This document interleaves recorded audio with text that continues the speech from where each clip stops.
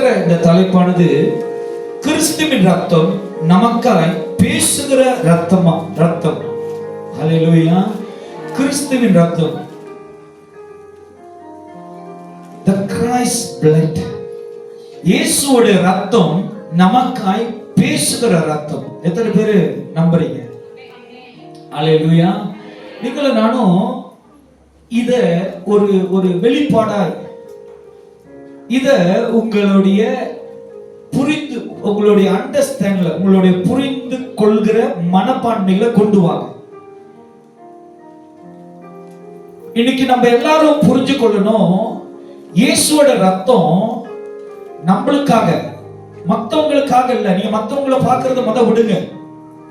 இன்னைக்கு நம்ம என்ன பண்ணுகிறோம், ஒவ்வொருத்தருடைய மற்றவர்களுடைய குறைகளையும் தவறுகளையும் வாழ்க்கையையும் உதாரணங்களையும் தோல்விகளையும் உயர்வுகளையும் தீமைகளும் பேசுகிறோம். ஐயா நான் சொல்றேன், அந்த ஆட்டிட்யூட்லாம் மாத்துங்க, அந்த கேரக்டர் மாத்துங்க.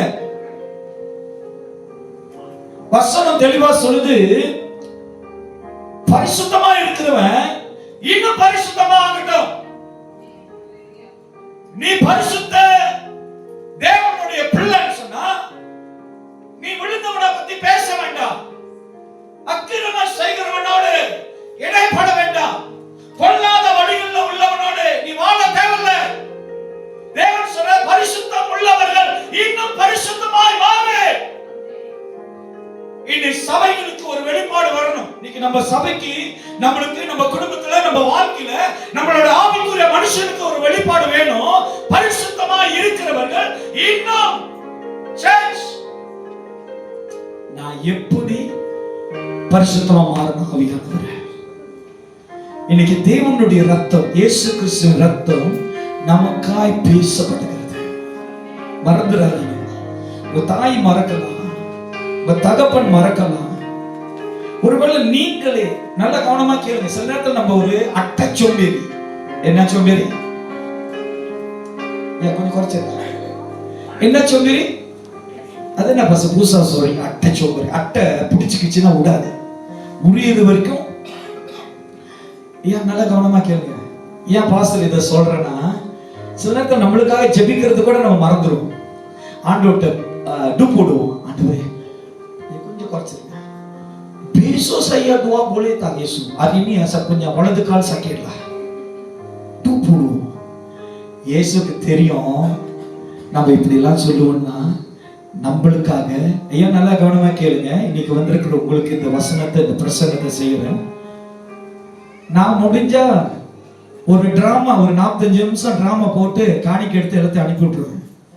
ரொம்ப எல்லாம் கை வந்த கலை தான். கருப்பா இருக்கிற போல வெள்ளச்சட்டை அடிச்சு கிராஸ் ஒன்றை கொடுத்து இந்த சைட்டு ஒன்று, அந்த சைட்டு 2 மிதி 4 மிதி ஏற்றி இயேசு ஏற்றி வச்சு எல்லாரும் அழுவுங்கன்னு சொல்லி ஒரு டிராமா போட்டு, அதுக்கு 10வது எக்காலெல்லாம் ஊதி சில அழுவுற பாட்டியெல்லாம் கொஞ்சம் தேர்ந்தெடுத்து மைக்கை கொடுத்து அழுந்தாங்கன்னா எல்லாரும் அழுந்துருவீங்க. ரொம்ப சூப்பரா இருந்துச்சு இந்த சபை.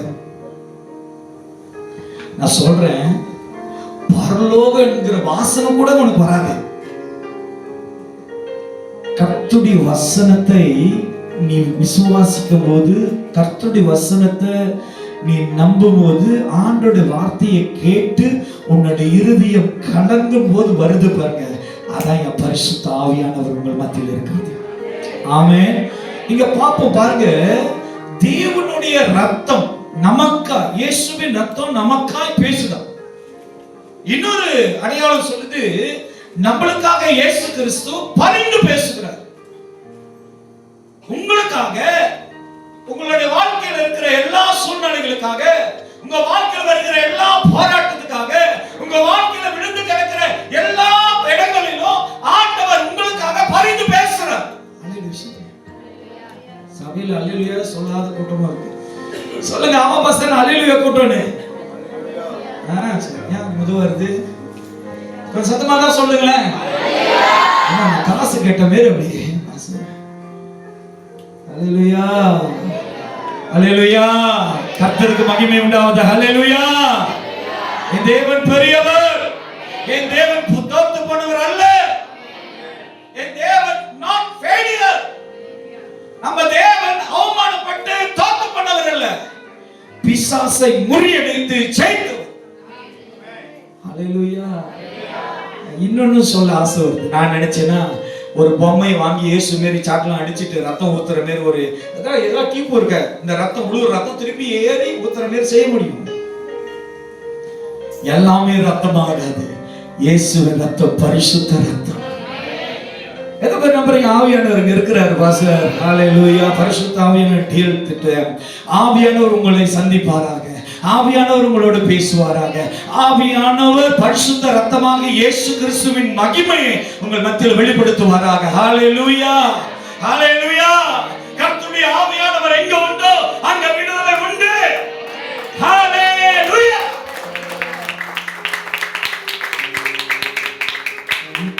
Not by knowledge, no.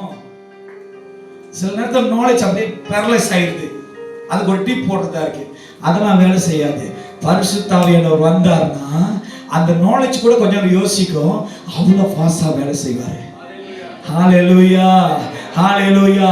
நீ நம்புவதற்கு மேலாய் கர்த்தர் பெரிய காரியங்களை செய்வார்.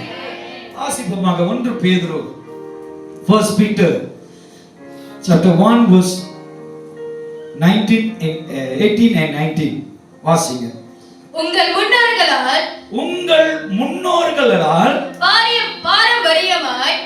பாரம்பரியமாய் நீங்கள் அனுசரித்து வந்த வீணான நடத்தை நின்று அழிவுள்ள வஸ்துகளாகிய வெள்ளியினாலும் பொன்னினாலும் மீட்கப்படாமல் குற்றமில்லாத மாசற்ற ஆட்டுக்குட்டியாகிய கிறிஸ்துவின் விலையேற பெற்ற இரத்தத்தினாலே மீட்கப்பட்டீர்கள் என்று அறிந்திருக்கிறீர்களே. சரி, நல்லா கவனமா கேளுங்க. இன்னைக்கு ஆண்டவர் இயேசு கிறிஸ்துவை இன்னைக்கு நம்ம ஆராதிக்கிறோம், அவரை தேடுகிறோம், அவரை விசுவாசிக்கிறோம். அவர் தேவன், அவர் தான் ரட்சகர். வேதம் சொல்லுகிறது, ஆதாம் இழந்து போன அந்த திறவுகோலை சாத்தான் எடுத்துக்கிட்டு இந்த ஜனங்க யாவரும் பரலோகத்துக்கு போக கூடாது, தேவன்கிட்ட போக கூடாதுன்னு அந்த திறவுகோலை அவன் திருடினான்.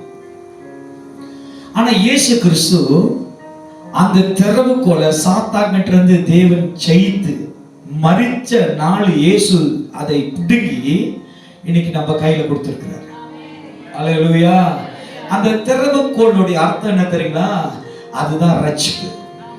அல்லேலூயா. இன்னைக்கு நம்ம வாழ்க்கையில ஒவ்வொருத்தரும் கிறிஸ்துவின் மூலமாய், ஐயா தயவு செய்து உங்களுடைய மென்டாலிட்டி, உங்களுடைய எண்ணங்கள், உங்களுடைய சுபாவங்களை மனுஷன் மேல வைக்காதீங்க.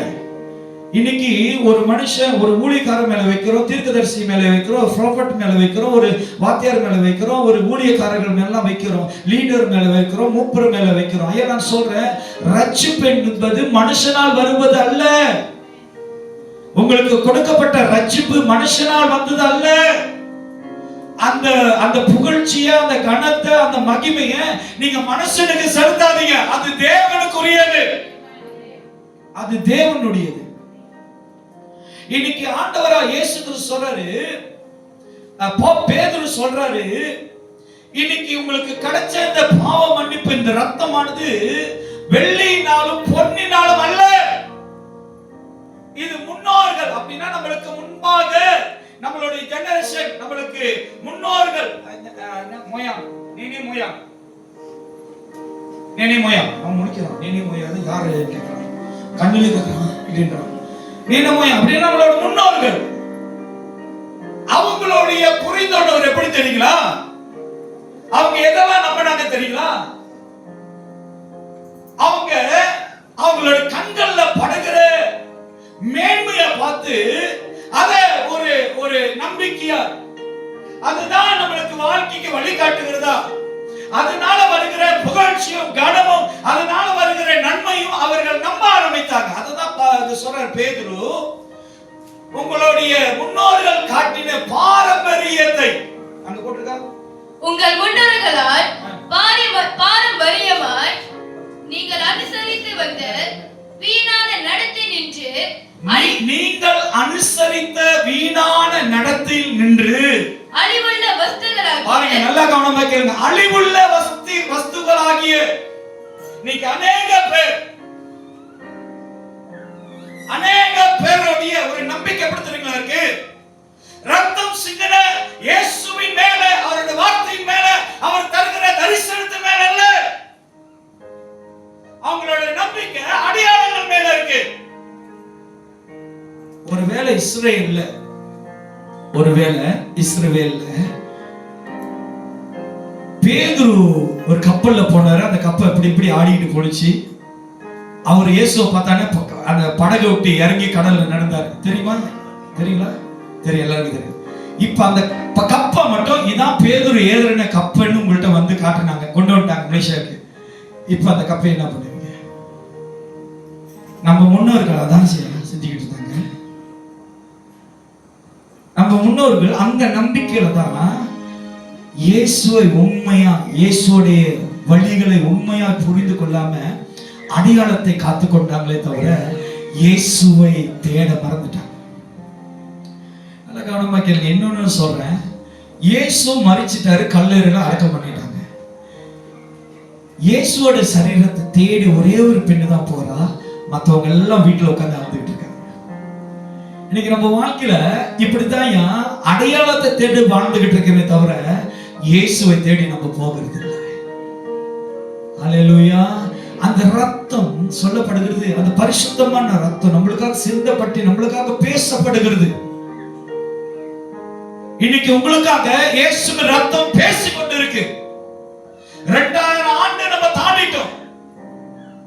இன்னும் தேவனோட வார்த்தைக்கு உயிர் உண்டு.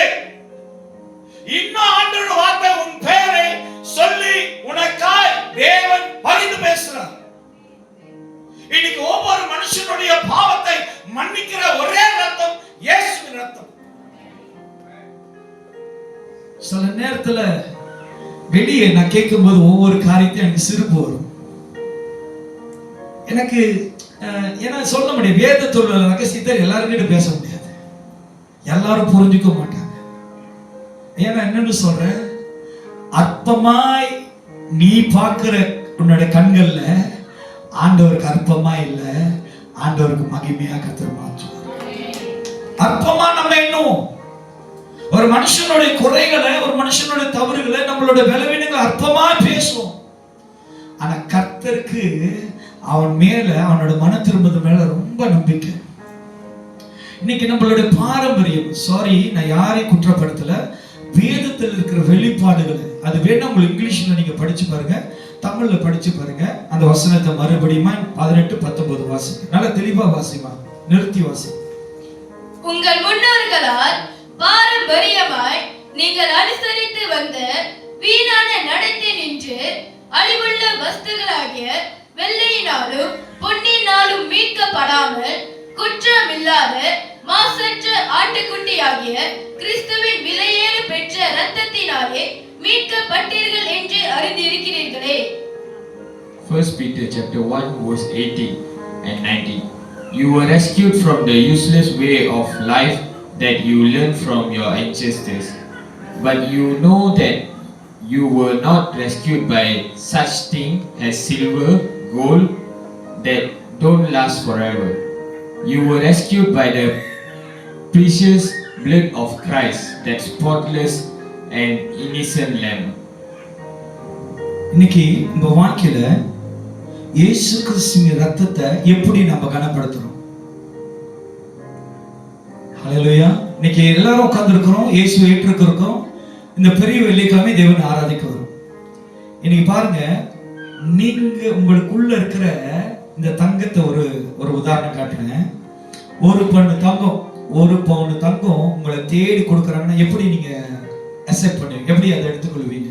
1 கிலோ, 1 பவுன் இல்லை தெரியுமா, 1 கிலோ தங்கம் உங்களுக்கு கொடுக்குறாங்கன்னா எப்படி நீங்க, உங்களோட உள்ளம் எப்படி இருக்கும்? தங்கத்தை மட்டும் தூக்க மாட்டோம், கொடுக்குறவங்களும் சேர்த்து தூக்கிட்டு போயிடும். புரியுதுங்களா? அந்த தங்கத்தோடைய அந்த மாசம் கோல்டோடைய அதோட வேல்யூவுக்கும் நம்மளுக்காக ரத்தம் சிந்தின இயேசுவோடைய நன்மைக்கும் நீங்க யோசிச்சு பாருங்க. உங்க இயேசுவை நீங்க எப்படி பாக்குறீங்க? உங்களுக்காக ரத்தம் சிந்தின இயேசுவை நீங்க எப்படி பார்க்கறீங்க? இன்னைக்கு நம்ம வாழ்க்கையில பாரம்பரியமான காரியங்களை நம்ம கனப்படுத்துறோம். பாரம்பரியத்துக்கு நம்ம முக்கியத்துவத்தை கொடுக்கிறோம். பாரம்பரியமான செயல்களுக்கு நம்ம யோசிச்சு பயந்து அதை கரெக்டா, அது தெளிவாய், அது பொறுப்பாய் செய்கிறோம். ஆனா உயிர் உள்ள தேவன் ஆண்டவராய் இயேசுக்கு முன்பாய் நம்மளுடைய வாழ்க்கை, நம்மளுடைய விசுவாசம், நம்மளுடைய ஜெபம், நம்மளுக்குள்ள இருக்கிற வழி, பரிசுத்தமான வழியை கர்த்தர் விரும்புகிற காரியங்களை நம்ம எப்படி காத்துக்கொள்றோம்? ஐயா, நான் இன்னொன்னு சொல்றேன், பாரம்பரியம் தேவன் விரும்புகிறது அல்ல. இயேசு கிறிஸ்து எங்கேயுமே பாரம்பரியத்தை எடுத்து வந்து அதை நம்மளுக்கு சாட்சியாவோ அதை கொண்டு வந்து நீங்க பின்பற்றுங்கன்னு ஆண்டவர் எங்கேயுமே சொல்லல. இன்னைக்கு அநேக பேர் பாரம்பரியத்தை பிடிக்கிறனால தேவனை மறுதலிக்கிறது போல, தேவனுக்கு எதிராக செய்கிறது போல ஆண்டவருக்கு விரோதமாய் அவர்கள் அதை சேவிக்கிறார், அதை நம்புகிறார். என்ன சொல்றேன், இன்னைக்கு ஒரு மனுஷனுடைய வியாதியை குணமாக்குறது இயேசுவோட ரத்தம். அல்லேலூயா. ஒரு மனுஷனுடைய தோல்வியை ஜெயமாய் மாத்துகிறது இயேசுவோட ரத்தம்.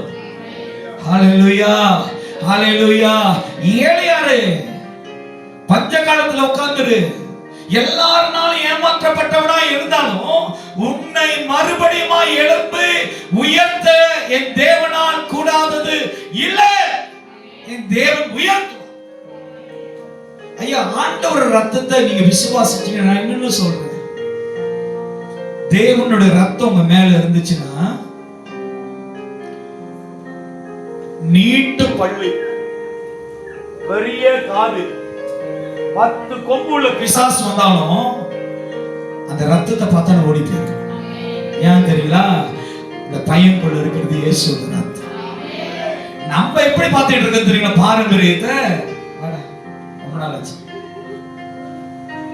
இது ரவீந்திரனோட ரத்தம், இது ரூத்தோட ரத்தம்னு நம்ம பார்த்துக்கிட்டு இருக்கோம். அதான் பாரம்பரியம். நீங்களும் நானும் எப்படி தெரியுமா பார்க்கிறோம்? இது மனுஷனோட ரத்தம், இவன் மனுஷனால உண்டானவன், இவன் ரூத்தோடைய பிள்ளை. இயேசு அப்படிதான் சொன்னாங்க. ரொம்ப பேசுறாரு, யோசேப்போட பையன் தானே, நம்ம மரியாதை இங்க ஓடிக்கிட்டு இருந்தாங்க, அவங்களோட மகன் தானே. எல்லாரும் அப்படி பார்த்தாங்க.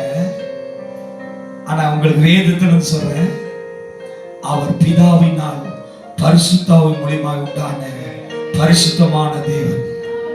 அவர் ரத்தம் இன்னைக்கு நம்ம மேல இருக்குன்னா நம் பரிசுத்தமான ஜனங்கள், இயேசுவின் ரத்தத்தினால கழுவப்பட்ட ஜனங்கள், நம் பாவங்களை மன்னித்த இயேசு கிறிஸ்து நம்மளுக்காக மரித்து 3ஆம் நாள் உயிர் தெழுந்த பரிசுத்த ரத்தத்தை நம்ம மேல ஊற்றியிருக்கிறாரு, தெளித்திருக்கிறாரு, நம்மளை எல்லா காரியங்களும் மன்னித்திருக்கிறாரு. எத்தனை பேர் விசுவாசிக்கிறீங்க? பாஸ்டர், ஆண்டவர் என் பாவத்தை அவர் ரத்தத்தினால் கழுவி என்னை மன்னிக்கணும்னு சொன்னார். அல்லேலூயா. மன்னிப்பு தேவன் கிட்ட இருந்து பெற்றுக்கொள்வது பெட்டர். அல்லேலூயா, அல்லேலூயா. இப்படி ஒண்ணு சொல்லிடுறேன்,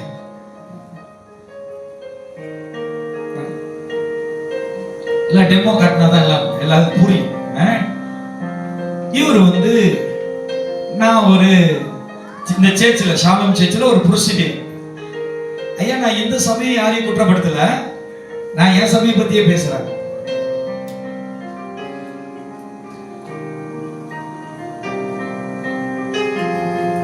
இது மோசையோட கோல். உன் கையில் இருப்பது என்ன ஆண்டவர் கேட்டார்ல, பாருங்க, எல்லாரும் பாருங்க. மோசே சொல்றாரு, கோல் ஆண்டவரே நீட்டு. மோசே நீட்டுனா செங்கடல் விழுந்துச்சு. நான் அது சொல்ல வரல, பார்க்கிறேன் நீங்களா முழிச்சிட்டு இருக்கீங்களா, தூங்குறீங்களா? இப்ப இந்த பிரதர் இவரோட பாவத்தெல்லாம் என்கிட்ட சொல்லிட்டு இருக்காரு, சொல்லிக்கிட்டே இருக்காரு. நான் ஷாலும் சபையும் அதிகாரியா இருக்கிற பாஸ்டர்னா உன் பாவத்தை மன்னிக்கிறேன், போ. அங்க போய் மன்னிச்சுட்டு அவர் சொல்லிட்டாரு, அவர் பாவத்தெல்லாம் ஓகே, நான் மன்னிச்சுட்டேன், உட்கார மன்னிச்சுட்டேன். இப்ப அவரோட உள்ளத்துல பாஸ்டர் மன்னிச்சுட்டாருன்னு தெரியும். சொல்லுங்க, மன்னிச்சுட்டாருன்னு தெரியும். இப்ப அவரு யார் மன்னிச்சிட்டுன்னு அவர் நினைச்சுக்கிட்டு இருக்காரு. அவ்வளவுதான். இப்ப அவர் தேவனை நினைக்க முடியுமா? அவருடைய நம்பிக்கை யார் மேல? பாஸ்டர் மன்னிச்சுட்டா என் பாவம். இதுதான் பாரம்பரியம். நான் யாரை குற்றப்படுத்தல, இன்னொன்னு சொல்றேன். இந்த பாவத்தை நான் மன்னிச்சிட்டேன்னா இவர் நினைச்சிட்டு வந்துட்டாரு. இப்ப இவர் பாவத்தை எல்லாருக்கும் தெரியும், இவரோட பாவத்தை. சரியா? இப்ப நீங்க எல்லாரும் அறிக்கை செய்றீங்க, இவன் பாவம் செஞ்சிட்டான், பாவின்னு. இவரு நினைக்கிறாரு பாஸ்டர் மன்னிச்சுட்டாரு, நான் பாவம் போயிடுச்சு. சரியா? பாஸ்டர் மன்னிச்சுட்டா இவன் மட்டும் தான் நினைச்சுக்கிட்டு இருக்காங்க. ஆனா நீங்க எல்லாம் என்ன நினைக்கிறீங்க? இவன் பாவம் செய்தவன். சரியா? இப்ப இந்த ஒரு வகை இருக்கு, இது ஒரு டைப். இன்னொரு டைப் நான் சொல்றேன். இப்ப இயேசு கிறிஸ்து அதே போல இவன் வந்து இயேசு கிட்ட வந்து பாவம் அறிக்கை செய்யறான், இயேசு மன்னிச்சுட்டாரு. இப்ப நீங்க எல்லாரும் அவனை பார்த்து அவன் பாவின்னு சொல்றீங்க. நல்லா கேளுங்க. இப்ப இவன் நினைக்கிறான், இயேசு என் பாவத்தை மன்னிச்சுட்டாரு, அதனால நான் விடுதலை ஆயிட்டேன். ஒரே மனுஷன் ரெண்டு டைப்பா நான் கொண்டு வரேன். இப்ப வேதம் எதை செய்ய சொல்லுது, எதை செய்ய வேணாம்னு சொல்லுது? குழம்பிட்டீங்களா? இல்லல. முத கதை பாஸ்டர் மன்னிச்சிட்டாரு, ரெண்டாவது கதை தேவன் மன்னிச்சிட்டாரு.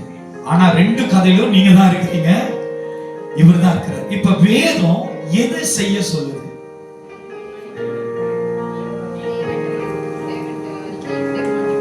பாஸ்டர் மன்னிக்க சொல்லுதுன்னு சொல்றாங்க சிஸ்டர். ஆமா, இல்ல சொல்லுங்க. ஏன் தேவன் மன்னிக்கணும்?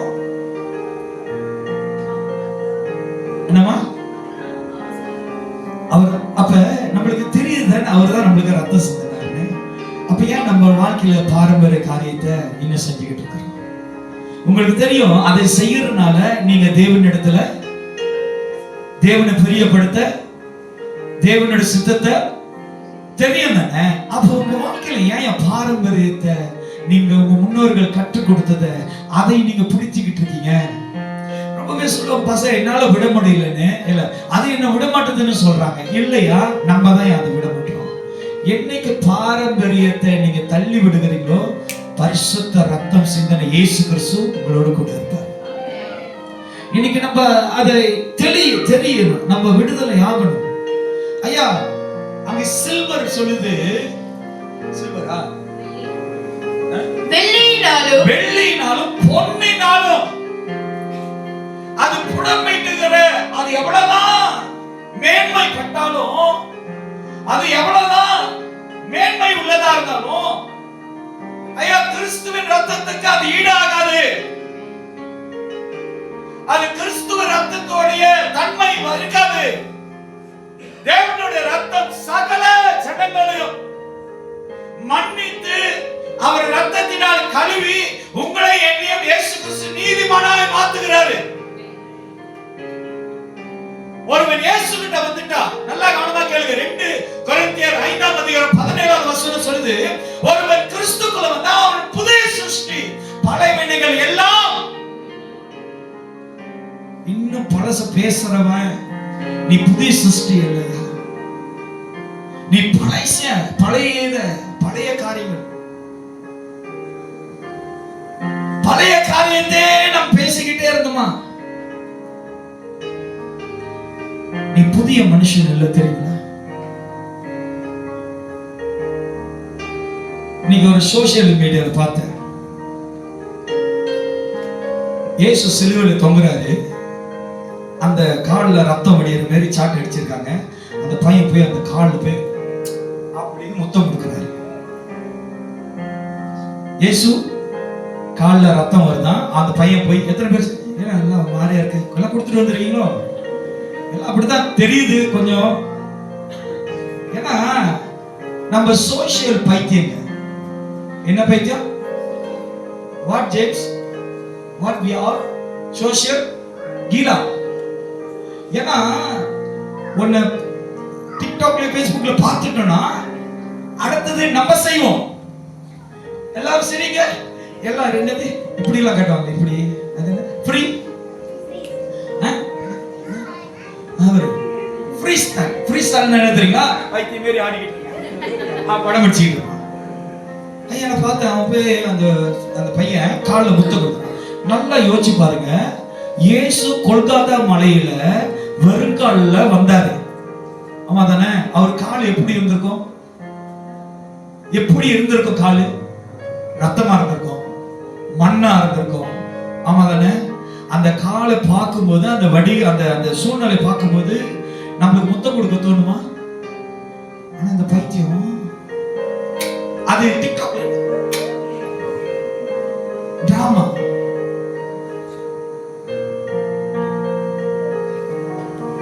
சில காடியில பார்ப்பேன் கிராஸ் மாட்டிக்குவாங்க. கிராஸ் மாட்டின காடி தான் டபுள் லைன்ல போவோம், சோப் லைட்ல போவோம். ஒட்டிப்பா எனக்கு தெரிஞ்ச ஒருத்தர்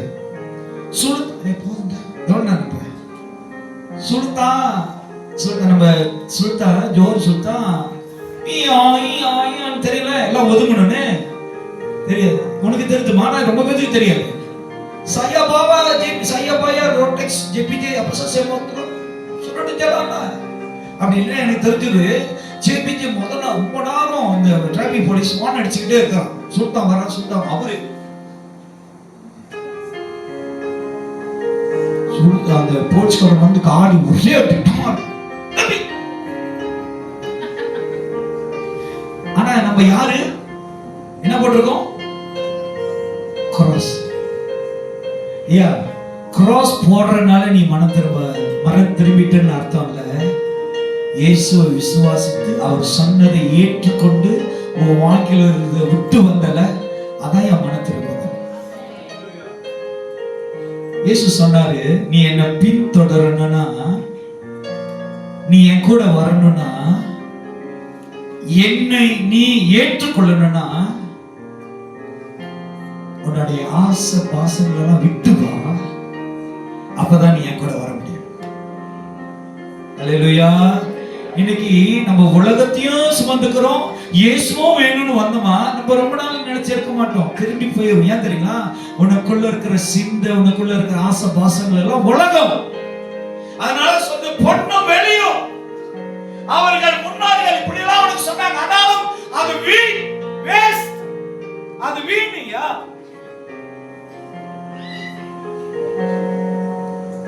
நம்ம கடைசியா நம்மளுக்கு ஒரு லாக்கர், ஒரு இடம் இருக்கு. நம்மளுக்காக ஒரு லாக்கர் இருக்கு. இங்க பொக்கம் பொக்கம் பொக்கம்னா கிங்காங் பொக்கம் கிறிஸ்தவர்களுக்குன்னு ஒரு அடக்க பண்ற இடம் இருக்கு. ஒவ்வொரு கல்லறையில நம்ம போய் பார்த்தோமா, நீதிமான் நான் நீதிமான் நான் படம் அழகா போஸ்டர்லாம் டைலாம் கட்டி ஒரு மாதிரி நீதிமானுமே இருப்பாங்க. ஆனா போய் பாருங்க, உங்க ஹிஸ்டரி தட்டி பாருங்க. ஐயா உலகத்துல உள்ளவங்க கூட மன்னிக்கிற குணம் இருக்கு, ஆனா கிறிஸ்துவனுக்கு இல்ல, கிறிஸ்துவ வாழ்க்கையில இல்ல. ஐயா கிறிஸ்துவின் ரத்தம் உங்களுக்குள்ளாக பரிந்து பேசிக்கொண்டிருக்கு, உங்களுக்காக பேசுது. ஒரு காரியத்தை நான் உங்களுக்கு சொல்றேன், இங்க பார்க்கலாம். எபிரேயர் 12ஆம் அதிகாரம் 22வது வசனம் 24வது வசனம். Hebrew chapter 12 verse 24. புதிய உடன்படிக்கை எபிரேயர் 12ஆம் அதிகாரம் 24வது வசனம். புது உடன்படிக்கையின் மத்தியஸ்தராகிய இயேசுவின் இடத்திற்கு ஆபேலினுடைய ரத்தம் பேசினதை பார்க்கிலும் நன்மையானவர்களை பேசுகிற ரத்தமாகிய தெளிக்கப்படும் ரத்தத்திற்கு வந்து சேர்ந்தீங்க. பாருங்க, இங்க ஆபேலை பத்தி சொல்ல. ஆபேலா ஏபேல், இங்கிலீஷ்ல ஏபேல், தமிழ்ல ஆபேல். ஆபேலோட ரத்தம் பழைய ஏற்பாடுல பேசினது. யார்கிட்ட பேசுனது? ஆபேலோட ரத்தம் யார்கிட்ட பேசுனது? அப்பனா உங்களுக்கு என்ன தெரியணும்னா, ரத்தம் என்ன பண்ணும்? பேசும். ஆபேலோட ரத்தம் தேவன்கிட்ட பேசுனது. பாருங்க, ஒரு மனுஷனோட ரத்தம் ஒரு மனுஷனோட ரத்தம் தேவன்கிட்ட பேசுது. என்னன்னு பேசுது தெரியுங்களா? இங்க பாருங்க, என்ன பாருங்க, மனுஷனோட ரத்தம் என்ன தெரியுங்களா பேசுது? என்ன வீணாய் என்ன கொன்ற காயனை நீங்க என்னது பலி பண்ணுங்க, அவனை கொல்லுங்க, அந்த ரத்தத்தை எனக்கு பலஸ், எனக்கு ரிவெஞ்ச் பண்ணுங்க, நியாயம் செய்யுங்க. அவன் என்ன வீணாய் கொன்னுட்டான், என்னோட ரத்தத்துக்கு அவன் பதில் சொல்லி அவனுன்னு சொல்லி இந்த ஆபேல் என்ன பண்ணுகிறாரு? ஆபேலோட ரத்தம் தேவன்கிட்ட முறையிடுது. இப்ப சோஷியல் மீடியால ஒண்ணு கேட்டிருப்பீங்க, உயிருக்கு உயிருக்கு உயிர். இது இப்பதான் லேட்டஸ்ட், ஆனா இது பழைய ஸ்டோரி. அந்த காலத்துல ஆபேல் கேட்டார். காயின் வேற யாரும் இல்லையா, சொந்த சகோதரன்.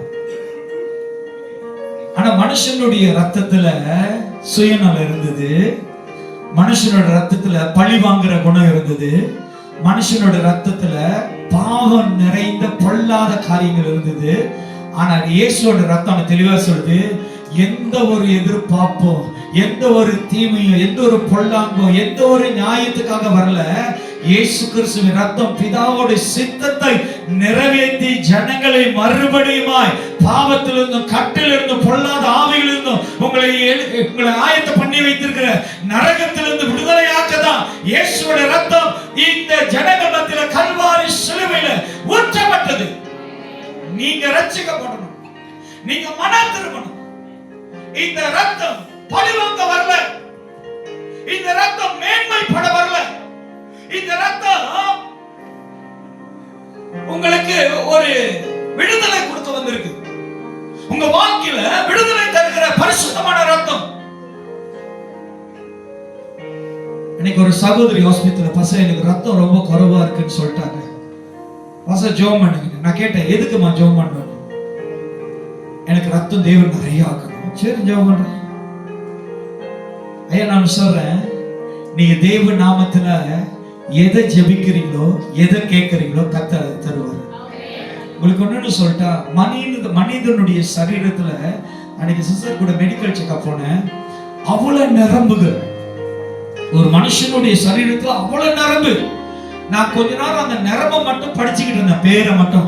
எனக்கு கொஞ்ச நேரம் அப்படியே தலை சுத்திருச்சு. அவ்வளவு நரம்புகள், அவ்வளவு நரம்புகளும் ஆண்டவர் ஒரு சரீரத்துல வைத்திருக்கிறார்னா அவருக்கு எவ்வளவு பெரிய வல்லமை உள்ள ஆண்டவர். ஹல்லேலூயா. அவர் அதிசயமானவர். அது ஆலோசனை கர்த்தர். நம்ம ஆண்டவர் நம்மளுக்கு ஆலோசனை சொல்லுவாரு. நீ வந்து உன் முன்னோர்கள் காட்டின பாரம்பரியமான காரியத்தை வைத்து ஆண்டவரை விட்டு விலகிறார். பாரம்பரியத்தை நீ சுமந்து கொண்டு தேவன் செய்த அந்த தியாகத்தை மறந்துடாத. அதனால அங்க சொல்லப்படுகிறது, ஆபேல் புதிய உடன்படிக்கையின் மத்தியஸ்தராகிய இயேசுவின் இடத்துக்கும் ஆபேலினுடைய ரத்தம் பேசினதை பார்க்கிலும் நன்மையானவைகளை பேசுகிற ரத்தமாகிய இயேசுவோட ரத்தம் நன்மை பேசுகிறது, நன்மையை பேசுகிறது. உன்னை கழுவி சுத்திகரித்து உன் பாவத்தை மன்னித்து உன்னை மறுபடியும் தேவனுடைய பிள்ளையா மாத்துகிற பரிசுத்த ரத்தம் இயேசுவின் ரத்தம். ஐயா, அவன் செய்கிற கிரியைகளுக்கு தக்க பலனை கர்த்தர் தருவாரு. ஆனா பூமியில இருக்கிற நம்ம வாழ்கிற இந்த காலத்துல கிறிஸ்து இடத்துல மனம் திரும்பும். அல்லேலூயா. நல்ல கவனமாய் கேளுங்க. இளைய குமாரன் இயேசு கிட்ட அப்பா கிட்ட வரும்போது அப்பா ஏற்றுக்கொண்டாரு. ஆனா மூத்தவன் அந்த இளைய குமாரன் தகப்பனை ஏற்றுக்கொள்ள முடியல. காரணம் என்ன தெரியுமா? அவன் பாரம்பரியமான அவனுக்குள்ள இருக்கிற உணர்வுகளை அவன் இருதயத்தில் வைத்து சகோதரனை மன்னிக்க தெரியல, தகப்பனுடைய இருதயத்தை புரிய தெரியல. இன்னைக்கு நம்ம வாழ்க்கையில ஆண்டவராய் இயேசு கிறிஸ்து சொல்றாரு, உனக்கா எந்த ஒரு லாபமும் எந்த ஒரு எதிர்பார்ப்பு இல்லாத சிந்தனை, ஒரே பரிசுத்தமான தெய்வம் இயேசு கிறிஸ்து. இந்த ரத்தம் நம்மளுக்காக பரிந்து பேசுகிறது. ஏன்னா அவன் சொல்லிட்டா, இயேசுக்கு பிடித்த காரியம் என்ன தெரியுங்களா? உங்க வழிகளை விட்டு அவருடைய சித்தத்தையும் அவருடைய விருப்பத்துல வந்து நிக்கிற பிள்ளைகளா மாறினீங்கன்னா ஆண்டவர் ரொம்ப சந்தோஷப்படுவார். ஹல்லேலூயா, ஹல்லேலூயா. ஒரு மனுஷன், ஐயா நான் என்னன்னு சொல்றேன், ஒரு மனுஷன் ஆண்டோட வார்த்தையை கேட்டு மனம் திரும்புறாங்க. ஒரு மனுஷனோட வாழ்க்கையில இயேசுவை நேசிச்சு அவன் பாவத்தை விடுறான் பாருங்க. ஒரு மனுஷனோட வாழ்க்கையில இயேசுதான் முக்கியம் சொல்லிட்டு உலகத்தை விட்டு அவரோட வழியில நிக்கிறான் பாருங்க. அவனோட கடைசி வரைக்கும் தேவனோட வார்த்தை விட்டு விலகவே விலகாது. தேவனோட அன்பு விட்டு விலகவே விலகாது. தேவனோட வாக்குத்தத்தத்தை விட்டு விலகவே விலகாது. ஏன் தெரியுங்களா? அவன் தேவனை நேசிக்கிறபடியா. இங்க ஆண்டவர் சொல்றாரு, அவருடைய ரத்தம், மத்தியஸ்தராய் இருக்கிற இயேசுவின் ரத்தம், புது உடன்படிக்கையின் மத்தியஸ்தராக இயேசுவின் இடத்திற்கும் ஆபேலுடைய ரத்தம் பேசினதை பார்க்கிலும் நன்மையானவர்களை பேசுகிற ரத்தமாகிய தெளிக்கப்படும் ரத்தத்தின் இடத்திற்கு வந்து சேர்த்தீர்கள். நல்ல கவனமாக்கல. நீங்க இயேசுவின் ரத்தத்துக்குள்ள வந்துட்டீங்க.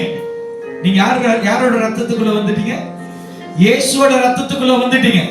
நீங்க திருவிருந்து எடுத்தீங்க. நீங்க ஆண்டவருடைய சரீரத்தை ஏற்றுக்கொண்டீங்க. இப்பதான் பிரசங்கம் நான் ஒரு முடிவுக்கு கொண்டு வரேன். இயேசுவை ஏற்றுக்கொண்டுட்டு இயேசுவோட ரத்தத்தை விசுவாசித்துட்டு ஆண்டவர் விரும்பாத பாரம்பரியத்தின் பின்னாடி நீங்க எப்படி போகலாம்? இப்படி சொல்றேனே, ஒரு மனுஷன் கொலை பண்ணிட்டான், நியாயம் விசாரிக்க கோர்ட்டு கூட்டிட்டு போயிட்டாங்க. அங்க எல்லாம் பேசி அவனுக்கு ஒரு மன்னிப்பு, அவனுடைய தவறுக்கு ஒரு மன்னிப்பு கொடுத்துட்டாங்க. மன்னிப்பு கிடைச்ச அந்த மனுஷனோட வாழ்க்கையில மறுபடியுமா அவன் இன்னொரு தவறை செய்யறானா, அந்த மன்னிப்புக்கு வேல்யூ இருக்கா? ரஞ்சித் அடாக்கா சொல்லுங்க, வேல்யூ இருக்கா? அந்த கோர்ட்டு, அந்த லாயரு, அந்த ஜட்ஜி மன்னிச்சதுக்கு அர்த்தம் இருக்கா?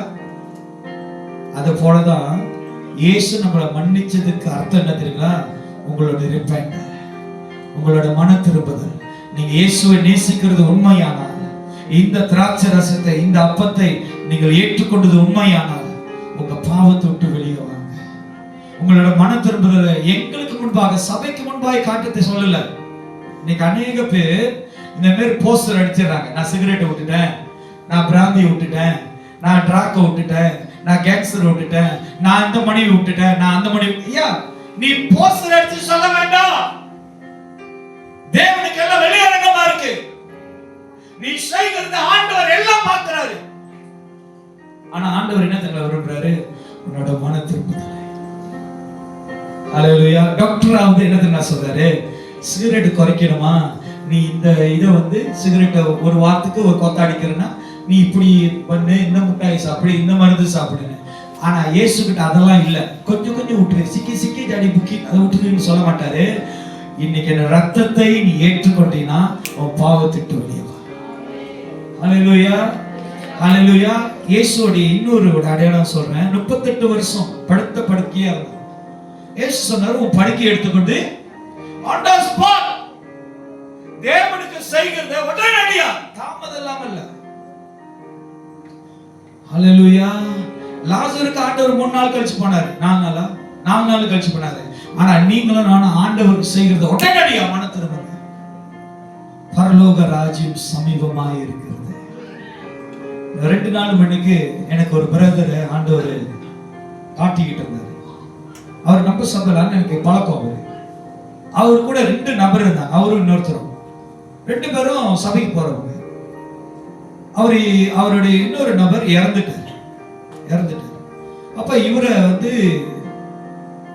இருக்காரு. அப்ப ஆண்டவர் சொன்னாரு, என்னுடைய வருகை சமீபமா இருக்கு, இவனோட நாட்களில் மன திரும்பினானா என்னுடைய நாட்கள் வரும்போது, என்னோட வருகை வரும்போது இவனை நான் தெரிந்து கொள்வேன். ஆண்டவர் சொன்ன, ஆண்டவரே இந்த மனசுல ஸ்பெசிபிக்கா காட்டுறீங்க, இந்த சபையில் உள்ளவங்களை காட்டுங்க ஆண்டவரே. நான் சூப்பரா நேரம் பேசுறேன். வேற சபையில் உள்ளவங்களை காட்டுறீங்க, நான் எப்படி ஆண்டவரை பேசுறது சொல்லு. ஐயா, ஆண்டவருடைய இரக்கம் நீ அற்பமா எண்ணாத, அவர் அதிக சீக்கிரத்தில் வரப்போகிறார். மன திரும்புங்க, பரலோக ராஜ்யம் சமீபமாய் இருக்கிறது. நீ கைவிடப்பட்ட நிலையில நின்றீனா அந்த 5 கன்னிகளை போல, ஆண்டவரே கதவை திறங்க, நாங்க என்ன முடிஞ்சு வாங்க போனோம், திறங்க. தேவகுமாரன் சொல்ற ஒரே வார்த்தை, உன்னை நான். ஹலோ, நீங்க அங்க போய் பாஸ்டர் பேரோ சேர்ச் பேர்லாம் சொன்னீங்கன்னா, நம்மளோட சேர்ச் லைசன்ஸ் பேர்லாம் சொன்னீங்கன்னா திறக்க மாட்டார் இயேசு. ஒண்ணுதான் பாப்பாரு, நீ மன திரும்பி இருக்கியா? உன்னோட வாழ்க்கையில இயேசு கிறிஸ்துவின் ரத்தத்தை விசுவாசித்து உன் வாழ்க்கையில மன திரும்புதலை கொண்டு வந்திருக்கிறார். இன்னைக்கு இந்த ராத்திரி வேளையில உங்களுக்கு சொல்றேன், ஐயா, இயேசு கிறிஸ்து குறித்து எப்படி வேணாலும் பேசலாம், ஆனா இயேசு கிறிஸ்து நமக்காய் ரத்தம் சிந்தனதை ஒரு நாள் மறந்துடாதீங்க. அது நிச்சயிக்கப்பட்டது, அது நிரந்தரமானது, அதுவே சத்தியமானது. ஹல்லேலூயா. உங்க வாழ்க்கையில இயேசு கிறிஸ்துவின் ரத்தம் இருந்தா, நான் சொல்றேன், இந்த பூமியில் இருக்கிற எந்த காரியமும் உங்களை மேற்கொள்ள முடியாது. கடைசியாக நான் சொல்லி முடிக்கிறேன். லேகியோன் என்பற ஒரு மனுஷன் இருந்தான் புதிய ஏற்பாடுல. அவனுக்குள்ள 2000 பிசாசு, அப்படின்னா 2000 அசுத்தாவி இருந்தது. இன்னைக்கு நம்மளுக்குள்ள ஒரு அசுத்தாவி இருந்தாலே என்ன அர்ப்பணம் பண்றோம்? சபையில யாருக்காச்சும் பேய் பிடிச்சு கொஞ்சம் ஆடனான்னு வச்சுங்களேன், சபையே கலைச்சு போட்டுருவாங்க, எல்லாம் பறந்து போய் எங்கெங்க நின்றுட்டு இருக்கும். ஆனா இவனுக்குள்ள 2000 பிசாசு, லேகியம். பிசாசு ஆண்டவர்கிட்ட சொல்லுது, என்னை துன்பப்படுத்த இங்கேயும் வந்துட்டியா? நல்லா பாருங்க, உட்கார்ந்து ஆயா கேட்கிறோம். ஆனா தேவனோட மகிமை பிசாசு சொல்லுது, என்னை இங்கேயும் துன்பப்படுத்த வந்துட்டியா? அப்படின்னா இயேசுவோட ரத்தம் எவ்வளவு வல்லமையான பவர்ஃபுல்லான ரத்தம். சாத்தான் சொல்றான், அசுத்தாவி சொல்லுது, என்ன துன்பப்படுத்த வந்துட்டியா? இன்னைக்கு அந்த ரத்தம் உங்களுக்குள்ள இருக்குன்னா அது எவ்வளவு வெளியேற பெற்ற எவ்வளவு வல்லமையான ரத்தம். அந்த ரத்தம் சொல்லுகிறது, உங்களுக்காக பரிந்து பேசுகிறார். உங்க பாவத்தை விட்டு நீங்கள் மன திரும்பினீங்கன்னா கர்த்தர் உங்களுக்கு புதிய காரியங்களை கர்த்தர் செய்வார், புதிய காரியங்களை கர்த்தர் செய்வார். உங்க வாழ்க்கையில இருக்கிற பாரம்பரியத்தை விட்டுட்டு வாங்க. பாரம்பரியமான காரியங்களை ஒரு நாள் பரலோகத்துக்கு கொண்டு போகாது. ஹல்லேலூயா. அன்னைக்கு ஒரு வசனத்தை பைபிள் ஸ்டடியில கத்துக் கொடுத்தேன். தர்மம் செய்கிறதுனால என்ன பலன்? ஏன்னா தேவனை பின்பற்ற முடியலையே. அன்னைக்கு ஒரு சகோதரி சொன்னாங்க, பாஸ்டர் இன்னைக்கு சர்ச்சுக்கு வர மாட்டேன். ஏமா? நாங்க இந்த ஹோமுக்கு சோறு போட போறோம். வேதம் சொல்லுகிறது, கலாச்சாரங்களை யாரையும் நான் குற்றப்படுத்தல. நீ சோறு போடு, ரோடு போடு, முறுக்கு போடு, அப்பளம் போடு. சனிக்கிழமை ஞாயிற்றுக்கிழமை ஆராதனை விட்டு போடுறேன்னா அங்கதான் பிசாசு பஞ்சிக்கிறாங்களே. என்னமா நம்ம சேர்ச்சில் ஸ்பெஷல் எப்படி தெரியுங்களா? வீட்டுக்கு சொந்தக்காரங்க திங்கள்ல இருந்து வெள்ளிக்கிழமை வர மாட்டாங்க. முன்னெல்லாம் கடின லெட்டர் வந்து சேர 3 நாள் ஆகும். இப்பெல்லாம் ஆன் தி ஸ்பாட்ல வாட்ஸ்அப் வந்துரு, tomorrow we come to your family, we join. இன்னைக்கு ஒரு சகோதரி எனக்கு கால் பண்ணாங்க, அண்ணே நாங்க இந்த டேட்ல வரணும். சாரி, நீங்க வரணும், வாங்க, வீட்டு திறந்து வச்சிருக்க, வீட்டுல இரு, நாங்க ஆராதனை முடிச்சு வந்து பார்க்கறோம். Oh, like that I never come. It's okay. Thank you very much. நம்ம அப்படி இல்ல, ரத்தத்தின் ரத்தம் அவன் சொந்தம் தெரியுமா? ஐயா, அவன் ரத்தம் கொடுக்கலையே அவனுக்கு. இயேசு கிறிஸ்துவின் சரீரத்துல எல்லா ரத்தத்தையும் ஊத்தி அவருடைய தண்ணீர், அவருடைய அந்த தண்ணீர் பிக்கப்பட்டதா, அவருடைய வேர்வை ரத்தமாய் மாறினதா. ஆண்டவர் நம்மளுக்காக ரத்தம் சிந்தினாரியா? அந்த உணர்வு நம்மளுக்கு இருக்கணும், அந்த வேதனை நம்மளுக்கு இருக்கணும், அந்த அன்பு இருக்கணும். அந்த இயேசு நம்மளுக்காக ரத்தம் சிந்தினார் என்பதை இந்த சிந்தையில எப்பொழுதும் தேவனை வைத்துருங்க. மறந்துட, தேவன் நம்மளை மறக்கல தெரியுமா?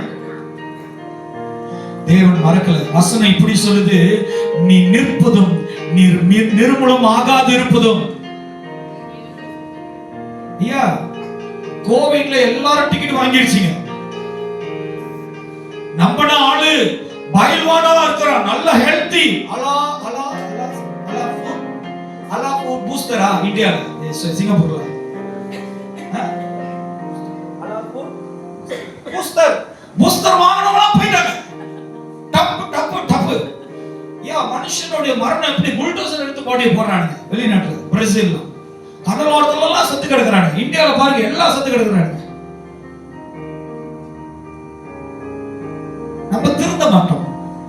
எத்தனை கொரோனா வந்தாலும் சரி, இருக்கிற வரைக்கும் இயேசு கிறிஸ்து கொடுத்த அந்த மன்னிப்பை பெற்றுக்கொண்டு பாரம்பரியத்தை கைவிட்டுட்டு இயேசு பின்னாடி வாங்க. அவர் நல்ல தேவன், அன்பான தேவன், பாவங்களை மன்னிக்கிற தேவன். உங்கள் மேல இருக்கிற எல்லா சாபங்களையும் முறியடிக்கிற இயேசு கிறிஸ்து உங்களை அதிகமா நேசிக்கிறார். ஆமென். எழுந்து வண்ணமாய் நம் கண்களை மூடி ஆண்டவருக்கு கடைசியாக நம் தேவனை ஸ்தோத்திரம் பண்ணி இந்த கூட்டத்தை நாம் முடிக்க போகிறோம். அப்படி ஒருவேளை நான் கொஞ்சம் லேட்டா வந்துட்டேன், எனக்கு திருவிருந்து வேணும்னு சொல்றவங்க என் இடத்துல முன்னுக்குவாங்க. உங்களுக்கு திருவிருந்தை அவங்க ஆயத்தப்படுத்துவாங்க. கர்த்தரை நோக்கி பாப்போமாக. திருவிருந்து வேண்டுவர்கள் வாங்க, உங்களுக்காக நாங்கள் திருவிருந்து செய்வோம். இந்த பாடலை நாம் பாடி ஆண்டவரை மகிமைப்படுத்துவோம். சோதரிக்கிறோம் ஆண்டவர். எல்லாரும் கண்களை மூடி கடைசியாக ஆண்டவரை மகிமைப்படுத்துவோமாக. ஹalleluya ஹalleluya ஹalleluya. நன்றி நன்றி ஆண்டவரே. திசையில வந்து யாரெல்லாம் திருவிருந்து எடுக்கணுமோ திருவிருந்து எடுக்கணும். போடு.